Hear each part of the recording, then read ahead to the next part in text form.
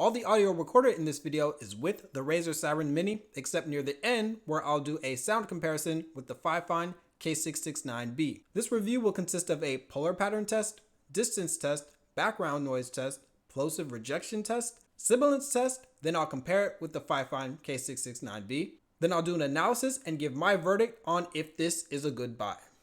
But really quick, this microphone comes in quartz, black, and mercury. I got the quartz version. It records in a supercardiod pattern, so that means that it should be a tighter angle. I'll go ahead and show an illustration, but I'll do a demonstration as well.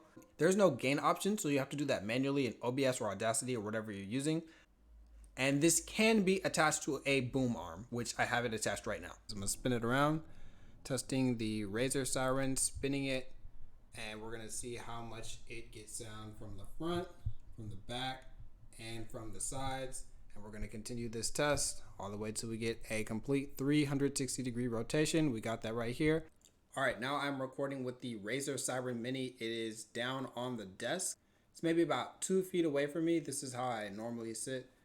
Now I'm doing a distance test with the Razer Seiren Mini. I'm about 1.5 feet away. This is where I normally sit.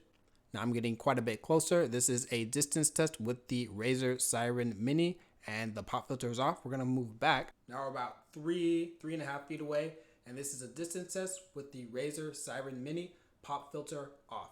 All right, so let's see what kind of background noise we have, because there's a fan on that I have. It's actually pretty loud. I can't even really sleep with it on, so it's just spinning. All right, I turned the back fan off, so there shouldn't be any extra background noise. The only thing is just the humming from my computer, just that fan. So that is the background noise test. Pop filter off. Let's move ahead onto the Plosive rejection test. So here we go. About 1.5 feet away. Peter Piper picked a peck of pickled peppers. Closer up. Peter Piper picked a peck of pickled peppers.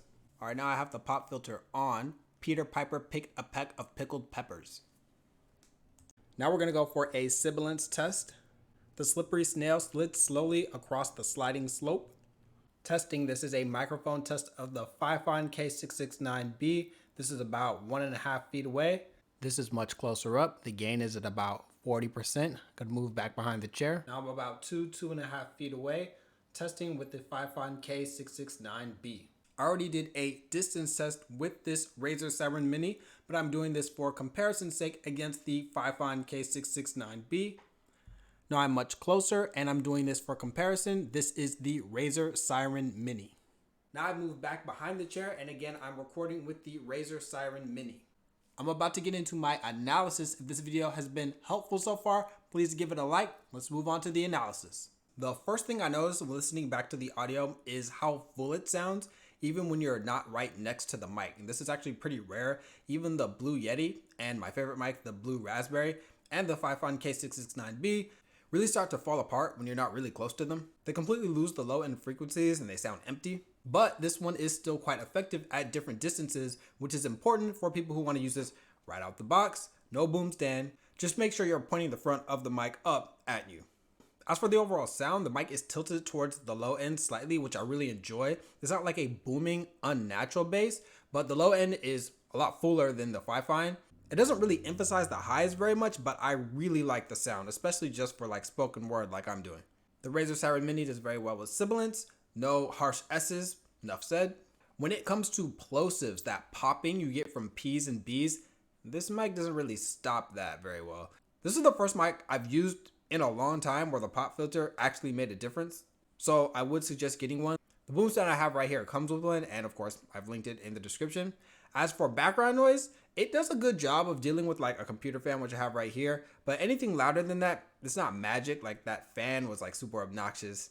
I think the only way you're really gonna get rid of that is if you have the NVIDIA, whatever that thing is, that RTX voice. Otherwise, yeah, this thing isn't magic.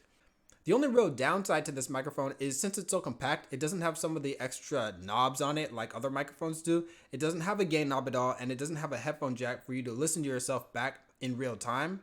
But like, since it's from Razer, the idea is that you're going to be using it with a computer. So you can put your headphones into the computer, and then you can change the gain in whatever program you're using, like OBS or Audacity. So my verdict, I suggest the Razer Seiren Mini. I like how the sound is slightly tilted to the low end. I liked its performance in the distance test, its form factor, and its built-in stand really complete the portable package. This mic isn't for everyone. If you want something that is a little bit less bassy, you might be interested in the Fifine K669B. I've done a review and head-to-head comparison of that microphone with the Blue Yeti. I have a link to the Razer Seiren Mini and everything else I've talked about in the description below. Let me know, do you like the sound from this microphone? And I'll see you in the next review.